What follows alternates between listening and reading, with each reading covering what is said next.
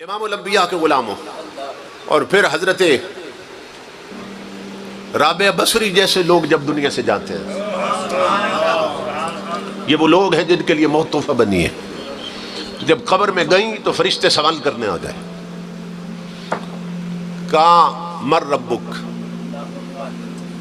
رابعہ سے پوچھ رہے ہیں تیرا رب کون ہے؟ مر ربک، آپ جلال میں آ گئے۔ آپ نے فرمایا من انتما، مجھ سے رب کا پوچھنے والوں پہلے اپنا بتاؤ تم کون ہو؟ من انتما، تم کون ہو؟ انہوں نے کہا جی ہم فرشتے ہیں۔ کہاں سے آئے ہو؟ آسمانوں سے آئے۔ کیوں آئے ہو؟ کہا ڈیوٹی لگی ہے، جو قبر میں آئے نا اس سے رب کا پوچھتے ہیں، رسول کا پوچھتے ہیں، دین کا پوچھتے ہیں۔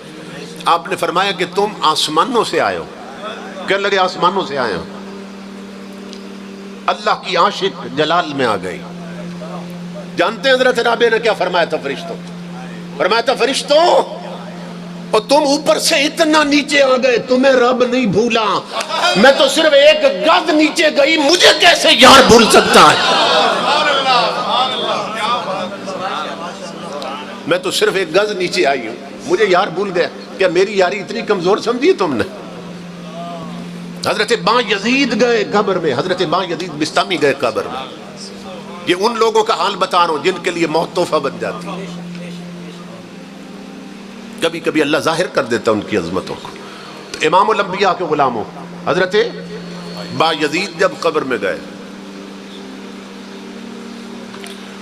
یہ وہ ہستی ہیں کہ جن کا ارشاد ہے کہ لو رأتنی جہنم لخمدت۔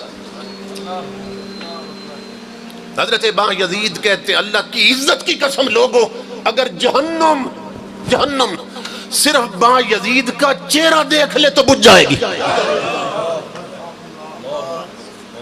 اس مقام کا انسان جب قبر میں گئے، فرشتے آ گئے، ہاں جی مر ربک، بتائیے آپ کا رب کون ہے؟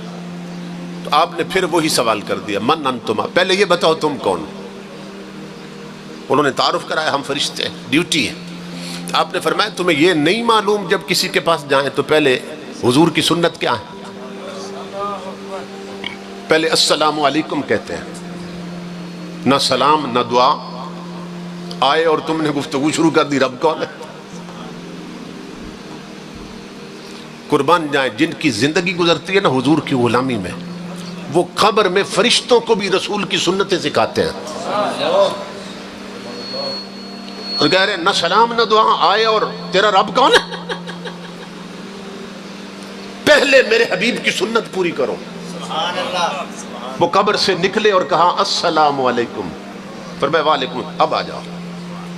آ گئے، ہاں اب بتاؤ کیا ہے؟ انہوں نے کہا تیرا رب کون؟ مر ربک۔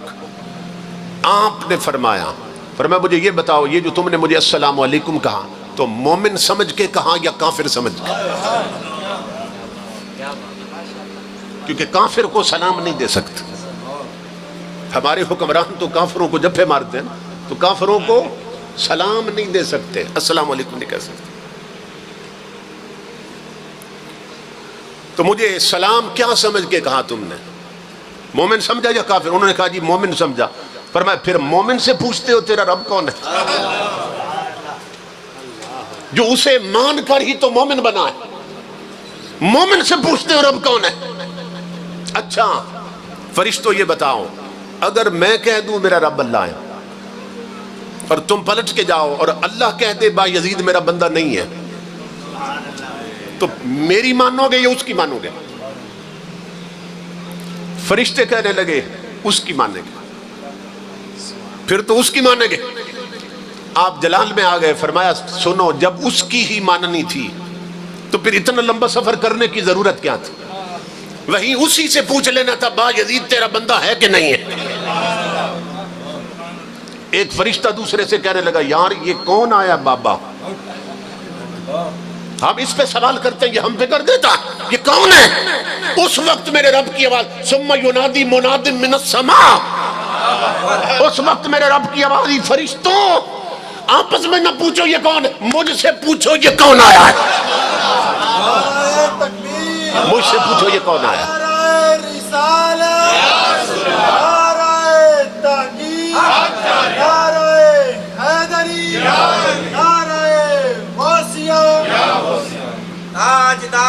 ختم نبوت زندہ باد زندہ باد، تاجدار ختم نبوت زندہ باد زندہ باد۔ فرمایا اس سے نہ پوچھ کون ہے، مجھ سے پوچھ یہ کون آیا۔ تو مولا یہ کون ہے؟ فرمایا ھذا ابو یزید۔ اللہ تعارف کروا رہا ہے، یہ کون ہے؟ ھذا ابو یزید عاشا فی محبتی ومات فی محبتی ووضع فی قبرہ کذالک ویبعث کذالک۔ اللہ فرما رہا ہے فرشتوں یہ میرا عاشق با یزید ہے اور اسے میرے عشق کا نشہ چڑھا ہوا ہے۔ اسی مستی میں یہ جیا، اسی مستی میں مرا، اسی مستی میں قبر میں اترا اور پلٹا۔ فرشتوں مجھے اپنی عزت کی قسم یہ قیامت کو بھی اٹھے گا تو میرے عشق کے نشے میں اٹھے گا۔ یہ وہ لوگ ہیں جن کے لیے موت تحفہ بن جاتی ہے۔ سیدنا فاروق اعظم نے، سیدنا فاروق اعظم جو کون ہیں؟ امام الانبیاء کے غلام، مراد رسول بھی ہیں، داماد بطول بھی ہیں۔ وہ فاروق اعظم حضور سے پوچھنے لگے میرے آقا مجھے بتائیے جب میں قبر میں جاؤں گا تو کیا میری عقل، میرا شعور اسی طرح قائم ہوگا جس طرح میں دنیا میں ہوں؟ جس طرح اس وقت آپ کے سامنے موجود ہوں اور میری عقل اور شعور کام کر رہا ہے تو کیا قبر میں بھی اسی طرح کرے گا؟ امام الانبیاء نے فرمایا اسی طرح کرے گا۔ تو فاروق اعظم کے لفظ تھے جس کا معنی تھا آقا اللہ کی عزت کی قسم پھر ان سے میں خود نمٹ لوں گا، پھر میں خود نمٹ لوں گا ان سے۔ اور کیسے نمٹا؟ پھر کیسے نمٹا فاروق اعظم نے؟ فرشتے آئے فاروق اعظم کے پاس، کہا تیرا رب کون ہے؟ آپ نے فرمایا تم بتاؤ تم کون ہو اور کہاں سے آئے ہو، اور یہ بتاؤ جب اس نے کالو بلا کہاں تھا تو تم وہاں موجود تھے؟ انہوں نے کہا نہیں موجود۔ اب فرمایا تمہیں موجود ہی نہیں تھے اس وقت، تمہیں کیا خبر ہماری یاری کب سے لگی ہے؟ ایک فرشتہ دوسرے سے کہنے لگا، اب فرشتے نے کیا کہا؟ تو اس نے کہا یار یہ عجیب بندہ ہے، وہ ہم نے اس کا امتحان لینا ہے یا اس نے ہمارا لینا ہے؟ یہ وہ لوگ ہیں جن کے لیے موت تحفہ بن جاتی ہے، مگر ان کے لیے بنتی ہے جن کی پیشانیوں میں سجدوں کا نور ہوتا ہے، جن کی زبان پر تلاوت قرآن کی برکتیں ہوتی ہیں، جن کے پاؤں مسجدوں کے راستوں پہ چلنے کے عادی ہوتے ہیں، جو ناول نہیں پڑھتے، فلمیں اور ڈرامے نہیں دیکھتے، گانے نہیں سنتے، وہ اگر سنتے ہیں تو مصطفیٰ کا قرآن سنتے ہیں، اگر پڑھتے ہیں تو رسول کا قرآن پڑھتے ہیں۔